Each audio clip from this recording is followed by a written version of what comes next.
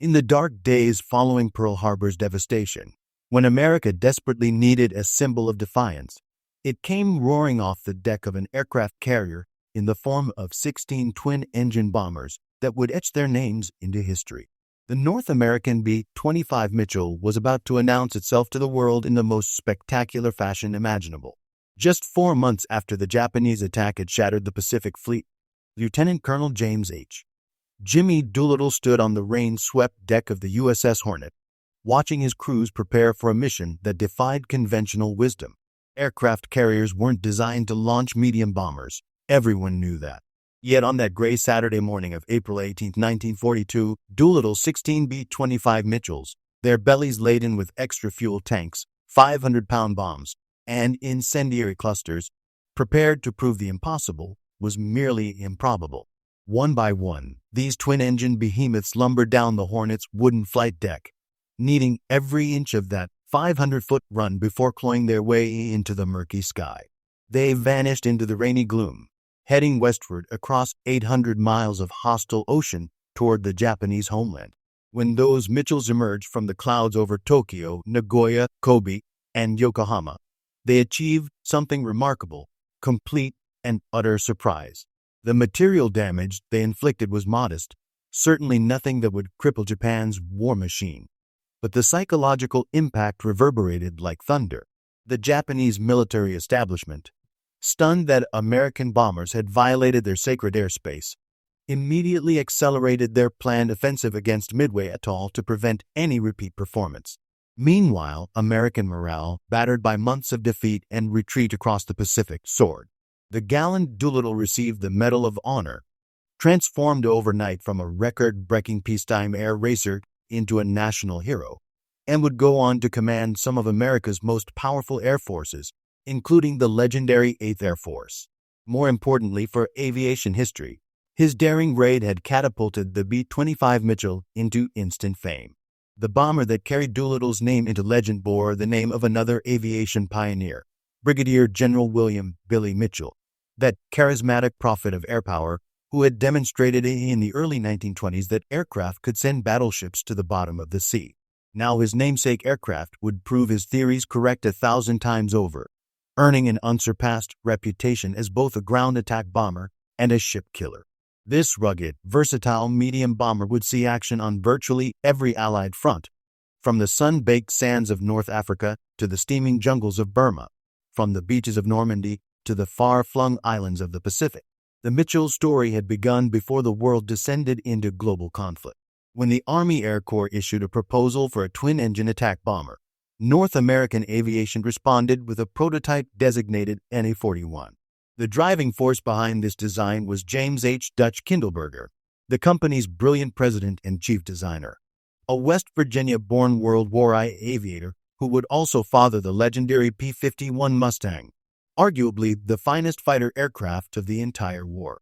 His first attempt at a medium bomber featured a shoulder wing design, tricycle landing gear, and twin 1,100 horsepower Pratt and Whitney engines that could haul a 1,200-pound bomb load. Test pilot Paul Balfour first lifted the prototype into the California skies in January 1939, flying out of the company's Inglewood plant. The engines were soon upgraded to more powerful 1,300 horsepower Wright Cyclones. The designation changed to NA-42, and the aircraft was delivered to Wright Field in Ohio for Army evaluation that March. Though the prototype crashed 2 weeks later due to pilot error, the Army Air Corps saw enough promise in the design to request continued development. They wanted more bombs, more guns, more capability. North American went back to the drawing board with the basic design, now designated NA-62, completing the revisions just as German Panzers rolled into Poland in September 1939. The contract that followed called for 184 bombers, now officially designated B-25. The transformation from prototype to production model involved numerous improvements. The wing was repositioned to mid-fuselage. Operating weights and bomb loads increased, a tail gun position added, and the engines upgraded 1,700 horsepower Wright Cyclone radials. Self-sealing fuel tanks and crew armor plating came later, essential additions learned from bitter combat experience.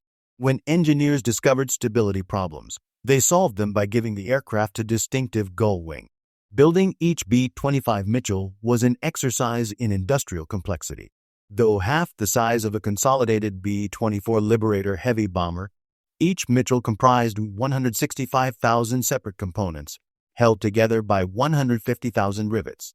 By 1944, each bomber cost an average of $142,194, $50,000 less than its successor, the Martin B-26 Marauder.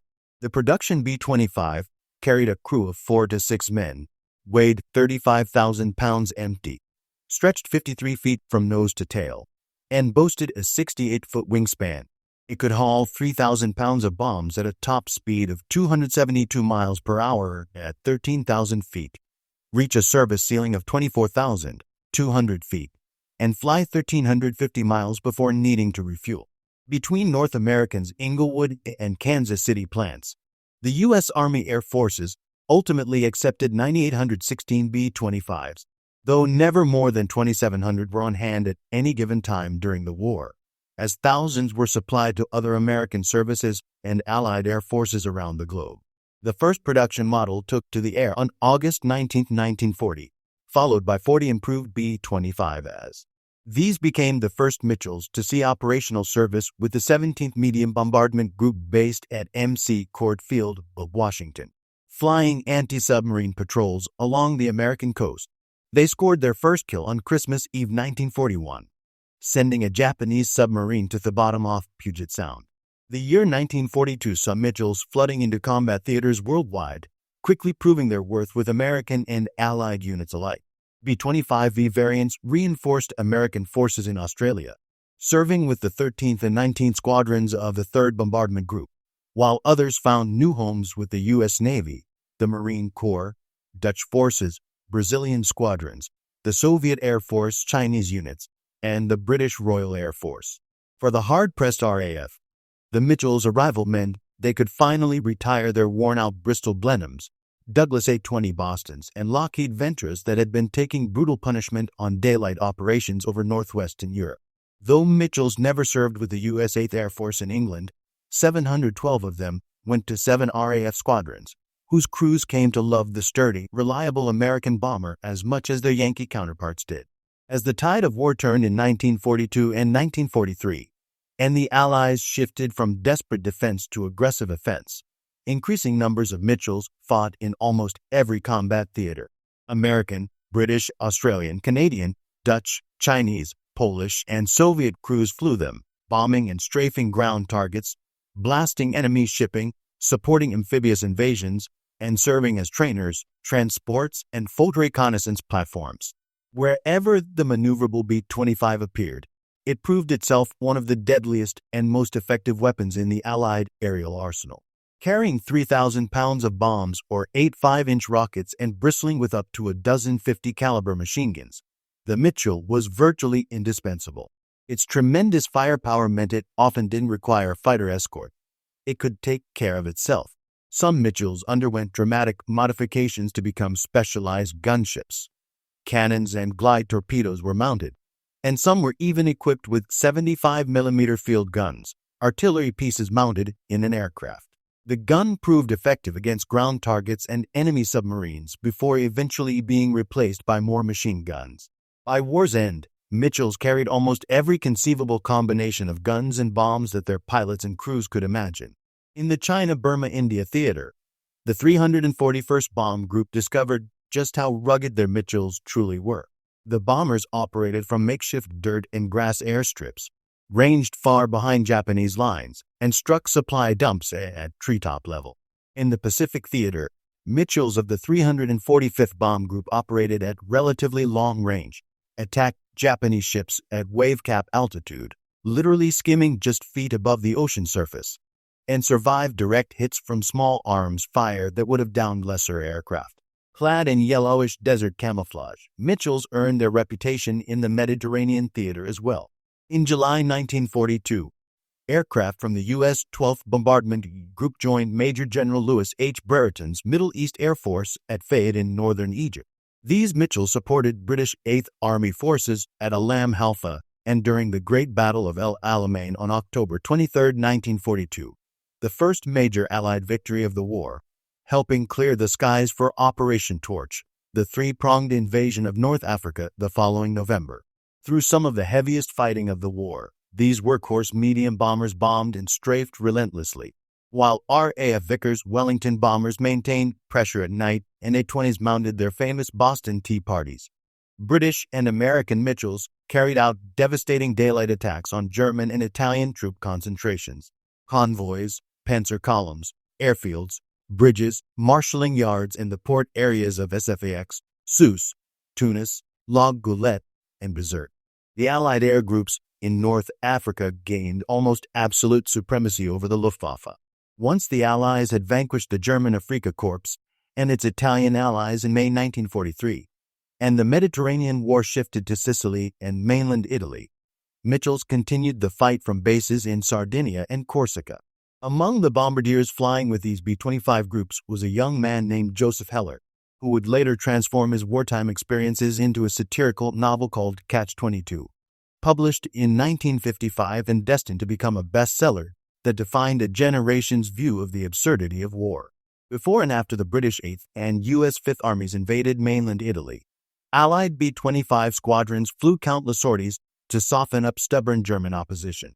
On August 13, 1943, 66 Mitchells joined a massive force of Boeing B-17 Flying Fortresses, B-26 Marauders, and Lockheed P-38 Lightning fighters in an assault on major marshalling yards in Rome itself, stopping through traffic to Naples for 5 days.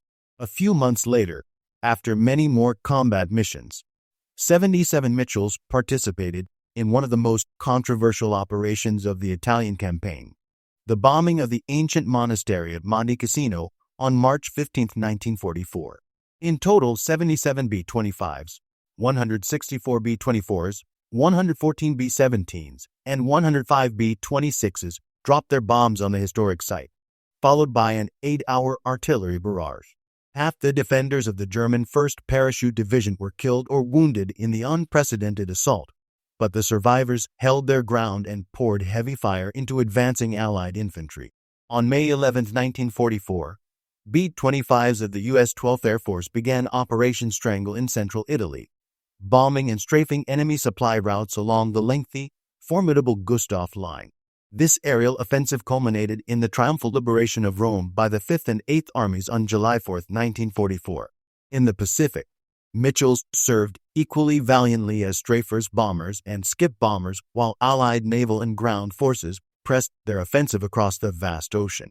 During the Battle of the Bismarck Sea in March 1943, B-25s equipped with 10 forward-firing machine guns and 500-pound bombs played a crucial role by almost annihilating a Japanese convoy without suffering any losses themselves, a stunning demonstration of the aircraft's lethality. The U.S. Navy purchased 706 Mitchells, designated PBJs and based on Army models, though except for a handful used for developmental work. These were transferred to the Marine Corps for deployment in the Pacific Theater. The Marines formed 16 B-25 squadrons, 9 of which flew in combat starting at Sterling Island in March 1944. The PBJs proved devastatingly effective in subsequent operations, including the invasions of Saipan in June 1944 and Iwo Jima in February 1945. The Marines lost 26 B-25s in action and another 19 in non-combat mishaps. Nicknamed Billy's Bomber and the sweetheart of the services, pilots and crews loved the Mitchell for its ability to wreak havoc on enemy targets while bringing them home alive. Lieutenant David Hayward, who flew with the 341st Bomb Group based in India and the Pacific, marveled at the aircraft's durability. It is amazing how much punishment the B-25s could take. There were relatively few vulnerable places on the airplane. We had armor plate under our seats. The gasoline tanks were self-sealing. What we sacrificed in speed, we gained in security. The maneuverable and well-armored planes earned praise from all crewmen except those unfortunate souls assigned to the cramped belly gun turrets. Kneeling in a confined space, the gunner had to sight through a periscope of lenses and mirrors while using a dual-hand control. The disjointed mechanism made most operators too dizzy to fire effectively. One mission commander reported with obvious frustration. The bottom turret was very complicated and worked backwards to what was normal. It would have taken more time than we had available to master it. A man could learn to play the violin good enough for Carnegie Hall before he could learn to fire this thing. Despite such flaws, the Mitchell received consistently high marks from its pilots and crews. Lieutenant Travis Hoover of Melrose, New Mexico, just 24 years old and commander of the second plane in the Doolittle raid, summed up the affection many felt for the aircraft. The B-25 was a really superior airplane, right on the cutting edge of technology for medium bombardment. We kind of fell in love with it. Lieutenant Ted W. Lawson of Fresno, California, also 24 and commander of the Ruptured Duck, the 7th plane in Doolittle's group, expressed similar admiration. You just had to stand there and look at them and breathe heavily.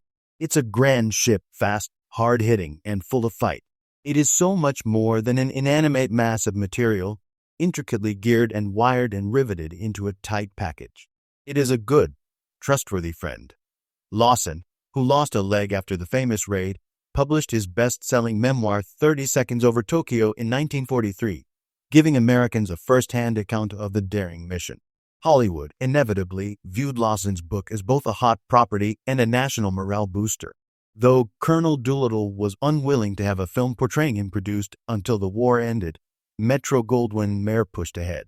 Writer Dalton Trumbo translated the book for the screen, working closely with producer Sam Zimbalist and director Mervyn LeRoy, and filming continued through 1943 and 1944.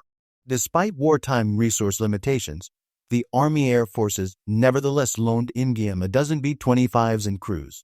The Hornet's flight deck had to be recreated on a Hollywood soundstage, and an oil refinery fire in East Oakland, California, stood in for the bombing of Tokyo, but many scenes were shot on location at Eglin Field near Pensacola, Florida, where the Doolittle Raiders had trained for a month. Spencer Tracy portrayed Doolittle with quiet authority. Van Johnson played Lawson in his breakout role, and the supporting cast included Phyllis Thaxter, Robert Walker, and Robert Mitchum.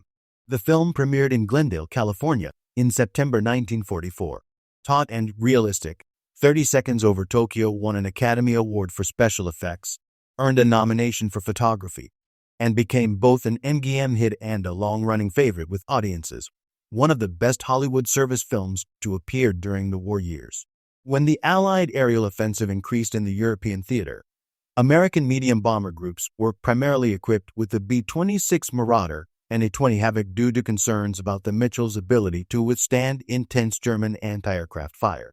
Nevertheless, B-25 saw plenty of action, starting with a raid on January 22, 1943, when a dozen planes from the RAF's No. 98 and 180 squadrons attacked an oil refinery at Ghent, Belgium, along with Havocs, Marauders, de Havilland Mosquito fighter bombers, and rocket-firing Hawker Typhoons.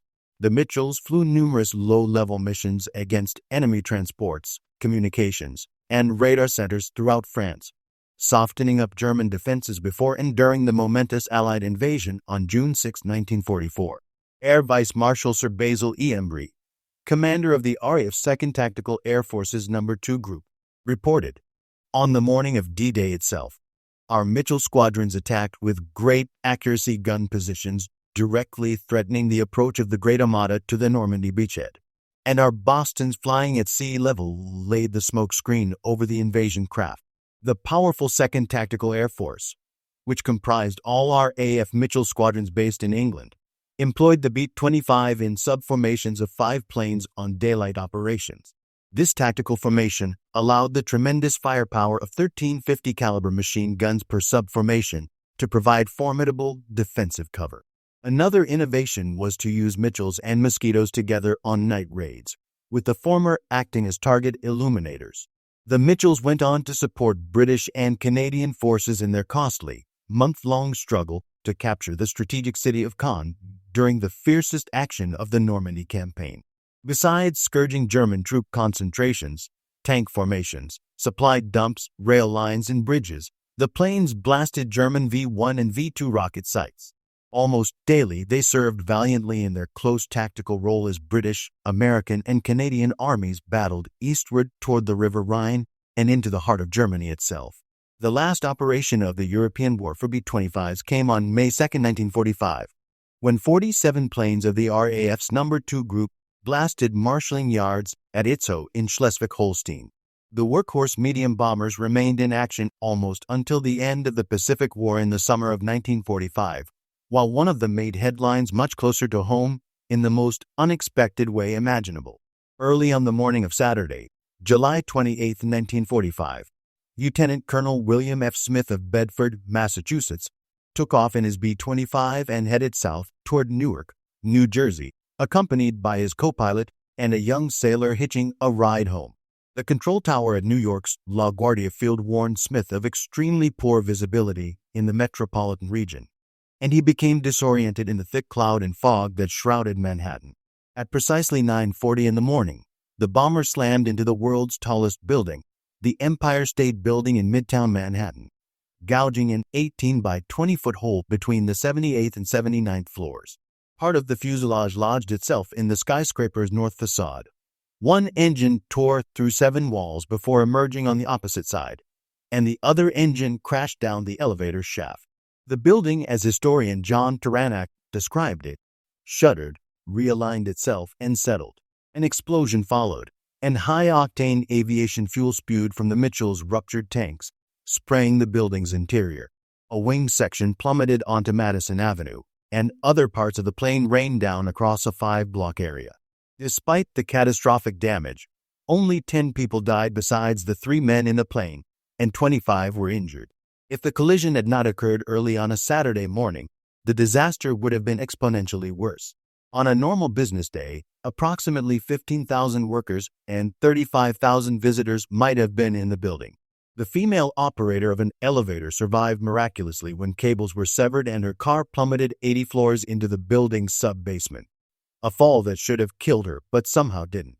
Deliveries of new Mitchells stopped in August 1945 with the war's end, but the aircraft's service life was far from over. The newly formed U.S. Air Force converted several hundred into pilot trainers, while others were stripped down to become transports. Besides Canada, Australia, and several smaller air forces, post-war users of B-25s included the Soviet Union, Brazil, Argentina, Bolivia, Chile, Colombia, Cuba, Dominica, Mexico, Peru, Uruguay, Venezuela, and Indonesia. Mitchell, supplied to the Chinese Air Force, remained in service throughout the bitter post-war struggle that ultimately led to the communist overthrow of Chiang Kai-shek's nationalist government. The North American B-25 Mitchell had proven itself a versatile combat platform in every theater of World War II, earning a legendary reputation that would long outlive the conflict that forged it. From Doolittle's daring raid to the final days of combat, the Mitchell had served with distinction, loved by its crews and feared by its enemies, a true workhorse of the Allied air forces that helped win the greatest war in human history.